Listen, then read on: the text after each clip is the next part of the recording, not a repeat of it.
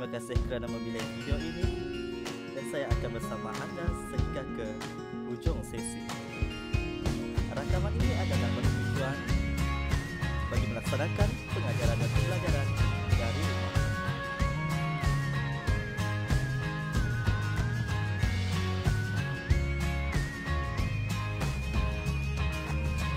Berikut merupakan simulasi PDBR. Murid perlu mengisi tujuan ringkas pada pembukaan waktu kelas dan di ujung sesi kelas. Murid perlu menyediakan alat dan buku tulis untuk menulis jawapan dan buku teks sebagai rujukan. Perlu makna isi maklumat yang dinyatakan.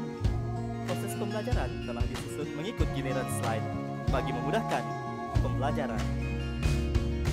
Murid perlu menyalin atau mencatat sekiranya terdapat simbol ini. Lakukan dengan teliti, duduk di rumah dan selamat menjalani PDBR.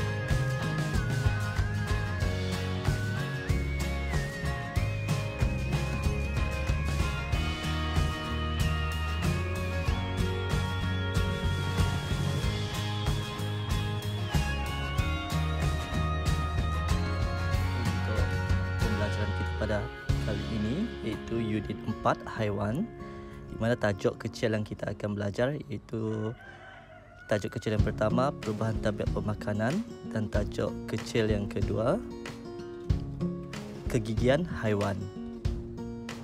Untuk yang pertama ini tajuk pembelajaran 1 perubahan tabiat pemakanan 4.1.3 menjelaskan melalui contoh haiwan yang berubah tabiat pemakanan semula jadinya berdasarkan contoh yang akan dinyatakan adalah beruang kutub.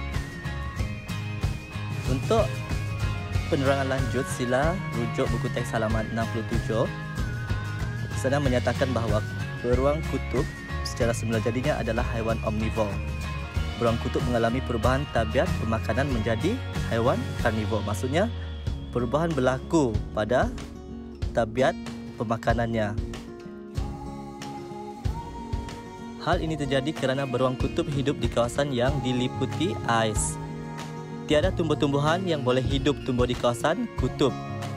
Atas faktor tiada pencahayaan yang mencukupi. Seterusnya bentuk muka bumi diliputi ais dan seperti yang kita tahu, tumbuh-tumbuhan hanya boleh tumbuh di atas ataupun melalui permukaan tanah. Baiklah, seterusnya murid diminta untuk melakukan kuis mudah. Terdapat 3 kuis mudah yang telah cikgu sediakan seperti yang berikut. Sila lakukan ke dalam buku latihan.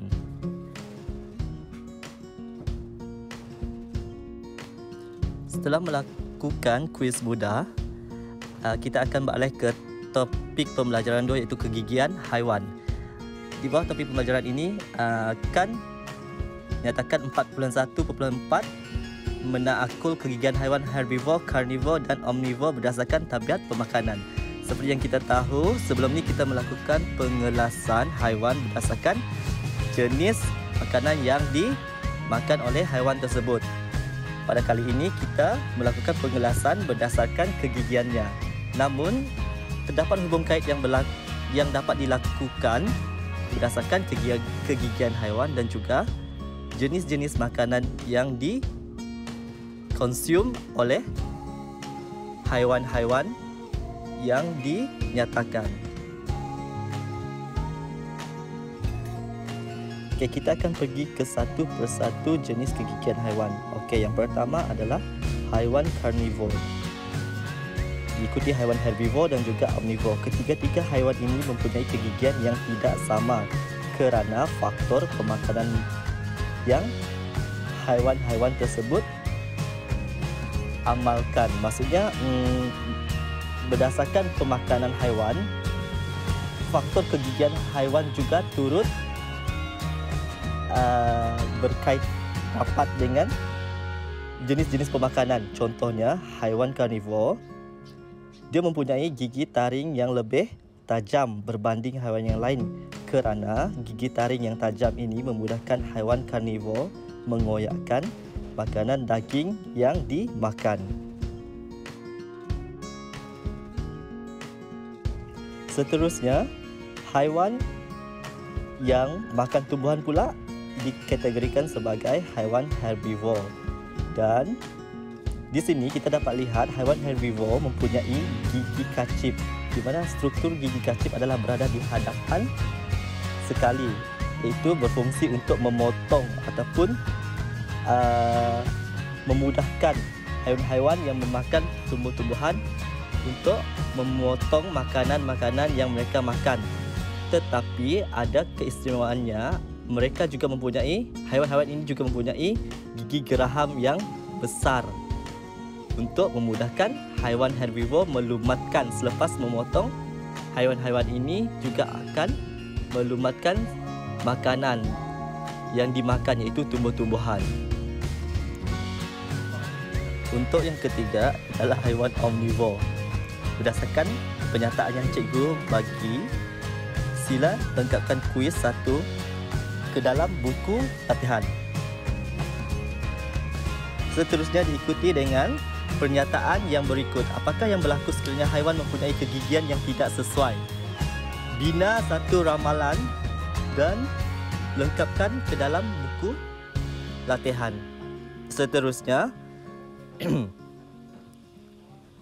murid diminta untuk melengkapkan lembaran kerja A dan juga kerja B.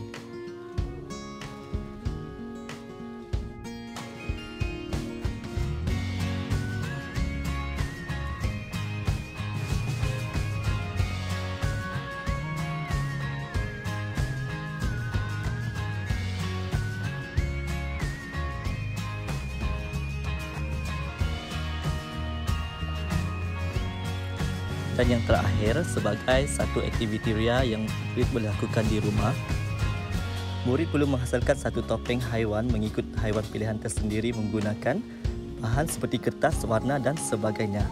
Setelah berjaya menghasilkan topeng, berikan nama dan nyatakan makanan yang disukai seperti contoh yang dinyatakan di bawah. Perkongsian hasil karya murid melalui perkongsian gambar amatlah digalakkan. Sekian sahaja PDPR Sains tahun 3 bersama saya. Terima kasih.